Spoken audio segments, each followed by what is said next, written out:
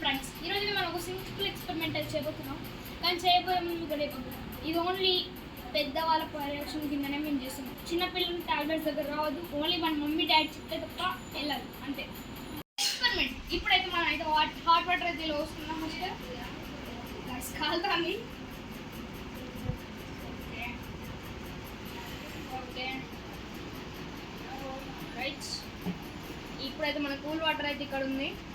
మనం అయితే ఫస్ట్ మనం ట్యాబ్లెట్స్ అయితే తీసుకున్నాం. ఫస్ట్ మనం ఏం చేద్దామంటే కూల్ వాటర్లో ట్యాబ్లెట్ వేసుకోవాలి. ఇప్పుడు ఒకటేసి మనకి సరిపోతుంది కాబట్టి రెండు అవుతాం. మళ్ళీ ఇప్పుడు మనం హాట్ వాటర్లో కూడా రెండు అవుతాం. తర్వాత ఇప్పుడు మనం ఇప్పుడు 2 అయితే వేసేసినాం కదా, మనం కాస్త వెయిట్ వేసి ఏమైతే చూద్దాం. ఇప్పుడైతే 5 minutes అయిపోయింది. మనం అయితే ఒకసారి రిజల్ట్స్ అయితే చూద్దాం. మన హాట్ వాటర్లో మాత్రం వెంటనే అన్ని కరిగేసినాయి. ఓన్లీ ఈ రెండు కూడా అయిపోయినాయి. మన కూల్ వాటర్లో చూస్తే అసలు ఉన్నట్టే కింద ఏం లేదు. చూసుకోండి, ఐస్ పీసులు ఉన్నా ఇట్లా కింద ఒక్కటి కూడా ఏం కాలేదు. ఈ హాట్ వాటర్ అయితే మొత్తం ఘోరమే.